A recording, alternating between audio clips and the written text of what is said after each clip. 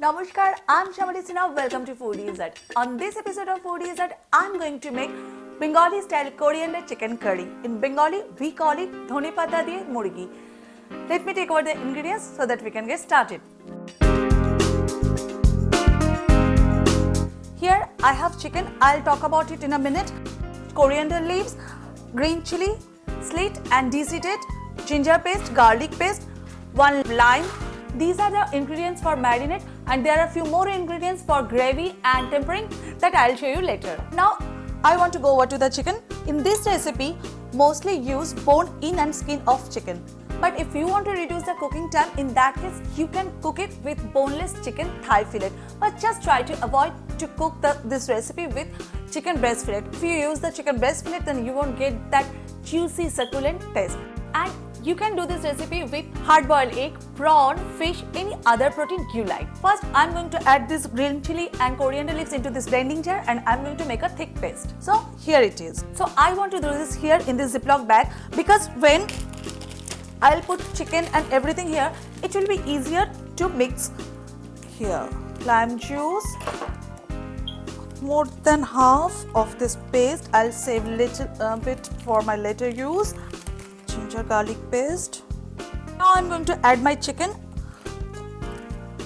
Now get all the air out. Now you really want to give it a very good massage. Make sure marinade is well coated all around the chicken. Now I'm going to put it into the refrigerator for about 2 hours. If I would have time in my hand, then I'll keep it into the refrigerator for overnight, and then you will get a very tasty, juicy chicken. Then you are going to need some sliced onion, coriander powder for tempering, bay leaf, cinnamon stick, and cinnamon bark, and 2 to 3 green cardamom, and pistachios soaked into water. Now if you don't want to use pistachios or you don't like it, then you can add cashew or almond.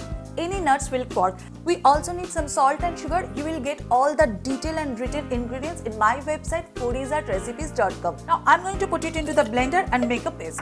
My chicken was into the refrigerator near about 2 hours. Then I took it out from the fridge about 10 minutes ago, because you never want to cook chicken or any type of meat or seafood when they are really cold, because it gets tough. Here in this Dutch oven, I have preheated some mustard oil. You can use any type of unflavored vegetable oil or canola oil. My oil is really nice and hot. Into this I'm going to add tempering one by one, stirring for a few seconds just to get all the flavor. Now I'm going to add my sliced onion, sprinkling some salt, a little bit of sugar, and over medium heat let it cook for about 7-8 minutes to develop a good color. My onions are just how I want them. Now I'm going to reduce the heat and adding my marinated chicken. Adding my coriander powder, give it a good mix and increase the temperature absolutely high and cook for 2-3 minutes, so that it will help to release the moisture from chicken and marinate. Now if you wish, you can add coriander powder when you are marinating the chicken. At this point I am going to add my salt and mix well, reducing the temperature absolutely low, covering with a lid, and let it cook for around 15 to 20 minutes or until chicken is 90% cooked through. And in between you need to stir 2 to 3 times so that chicken won't stick to the bottom of the pan. It's almost done. Now I'm going to add this rest of coriander paste and this pistachio paste and Bengali regular garam masala powder, or you can add any other garam masala which you like. Give a mix.